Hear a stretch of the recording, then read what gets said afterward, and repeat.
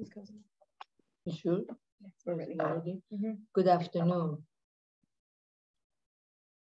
We have quorum. Today is August 24, 2022. We are here. Diane says something. Diane, do you say something? Oh, glad to be here. I mean, are you asking for a comment? Sorry. Okay, I'll let you know when you have to do comment. We are here to recertify the 2022 primary election. I never can say that word. So, let me say something. Would you like me to start with the motion or with the comment? You can start with the motion. Okay, I would move that we recertify the election as a result of the recount in the county executive race for Mr. Elrich and Mr. Blair. Do I have a second? I'll second that. Diane seconded. Any discussion? Could the staff please explain what has changed since the last time we certified on August the 13th? Explain each category or just total? Well, just to give people an idea, I mean, we didn't just find ballots lying around. You know, there are new ballots. If you could explain the process by which we got there. I mean, people saw that we were meeting and that we were looking at ballots, but it would be good, I think, for people to know how it is that there comes to be more votes now than there were before. Would you like me to lead off, David? Yes, Kevin, go ahead. Okay. So there were approximately 44 to 45,000 ballots to be manually counted with regard to the county executive's race.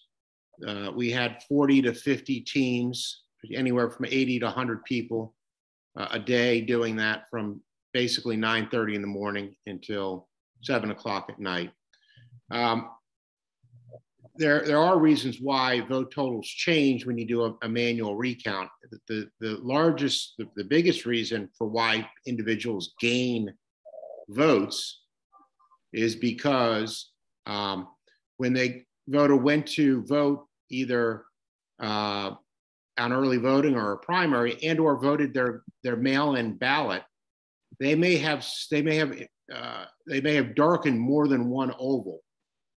Now, that would, when it goes through the scanner, would be an overvote, and it would not reflect that the voter had picked one candidate for the county executive, because the county executive is a vote for one race.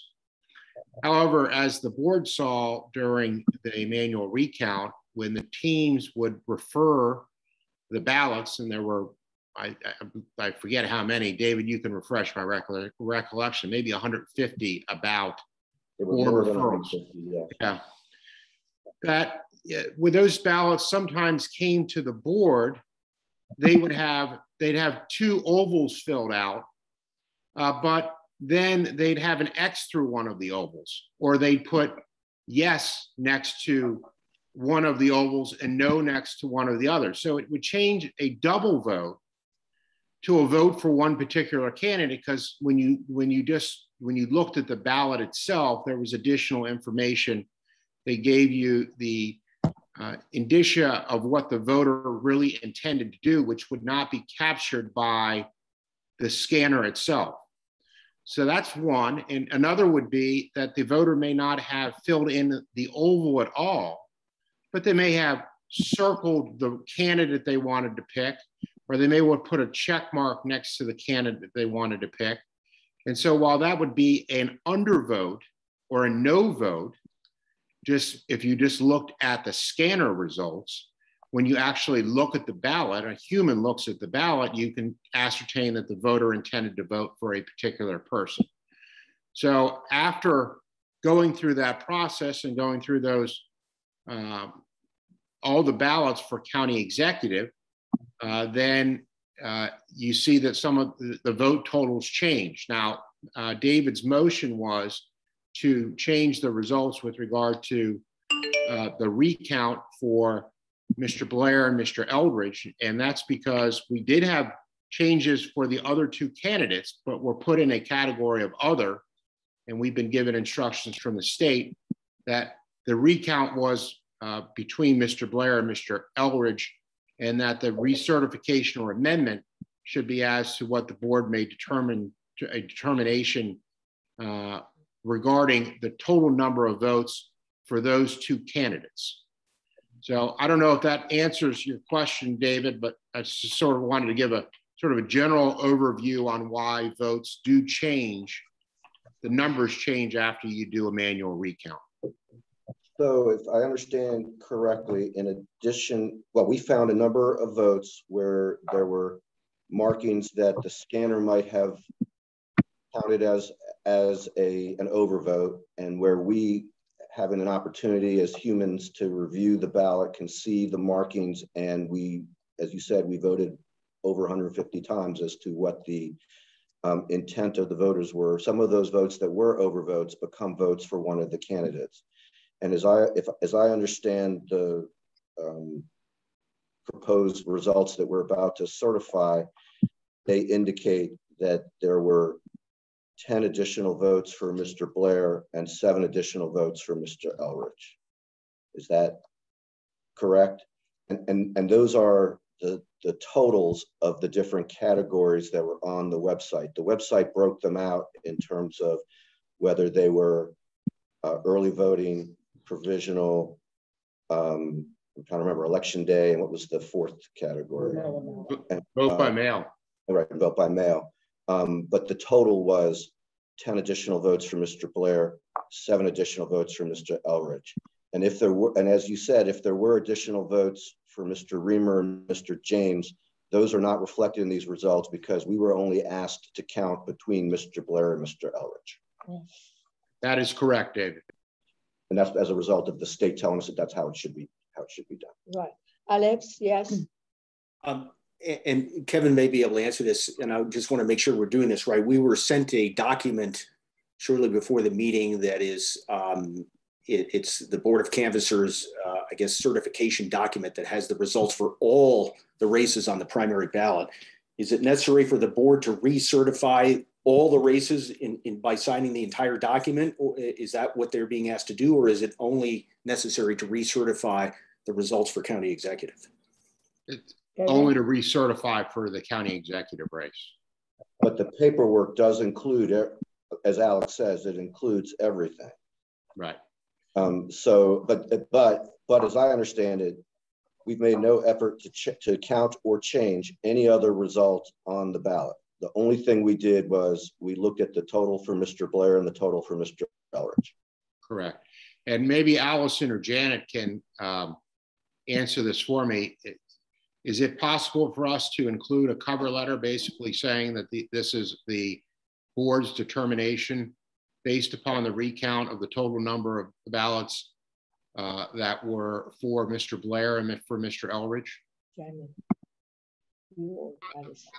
We can do that. We can do it. Yeah, we can do that. Janet can do it. Janet, Okay, well, that will provide some clarity because obviously the board and the recount teams didn't look at any other race other than for the county executive race. And obviously there were changes in the county executive's race. And so logically, there would be changes in other races if the recount teams were tasked with reviewing in its totality the entire ballot and referring any voter intent questions or possible overvotes in any one of the races. But that obviously was not the task at hand. It was simply to determine whether Mr. Blair or Mr. Elridge had accumulated more votes than the other in terms of the county executive race. Janet, you can explain? Or Allison? No, he just wanted to answer. Okay then. Yeah. Madam President, does our secretary's motion intend to recertify the results as described on this 22-page document that we received earlier today? Yes, although the county executive race obviously is only on one of those 22 pages, but yes, that was my if I didn't say it that way, Alex, I should have. Why don't I just read what it says for the number of votes? For David T. Blair, 55,472. For Mark Elrich, 55,504. For Peter James, as before, 2,429. And for Hans Riemer, as before, 28,193. Okay.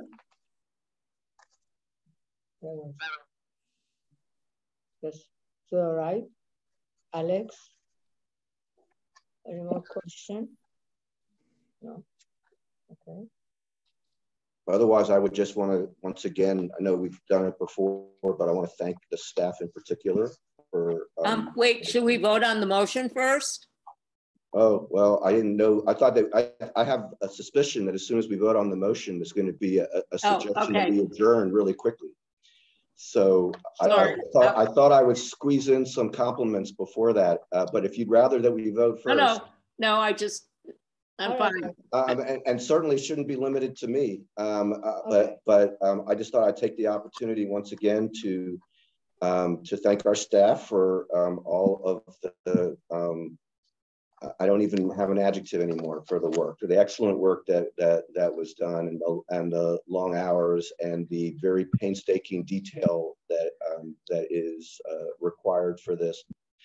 And as we all know, doing that in Montgomery County has particular challenges, not the least of which is the volume of the ballots, but lots of other challenges as well. And thank my colleagues for working together in this process. I think out of 150 some referrals, I think we had 2 that were not unanimous, and all the rest of them were. And I don't know if that's a record, but it could be. And I appreciate the seriousness with which everybody took this.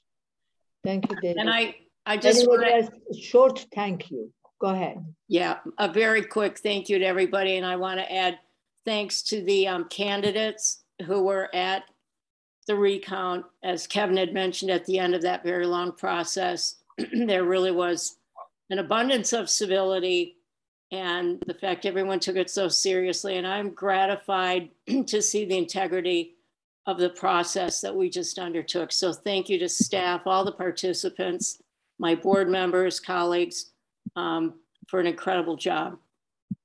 Thank you, Diane. Elise, you want to say something? No, just thank you. Thank you to everyone involved. Thank you very much. Alex? Yes, I concur with everything my colleagues have said. It was a Herculean effort, and we appreciate the civility of the candidates, but especially the efforts and attention to detail and diligence of our staff and employees. Thank you, Alex. I already thanked them in person. I thank you so very much. They know my feeling, so I don't want to take time, more time to thank them. So without them, we couldn't do it anyhow. So any other question or concern or last word? No. David is smiling. That means we are okay. Those in favor of recertification. Did we have a second? I'm sorry. Is there a second? I gave a second. Yeah, Diane seconded. Okay, those in favor of good task. Those in favor of recertification, raise your hand, please. All right, then we have them. And you can now send them home. Okay. Thank you all. Thank you very much. And we'll convey your appreciation to the staff. Thank you very much. Thank you. All right.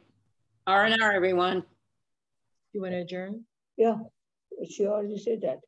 Did you make a motion to adjourn the meeting? I move we adjourn the meeting. Yeah, I second. I second. Those in favor of going home, raise your hand. Thank you. Not before we sign. Thank you, guys.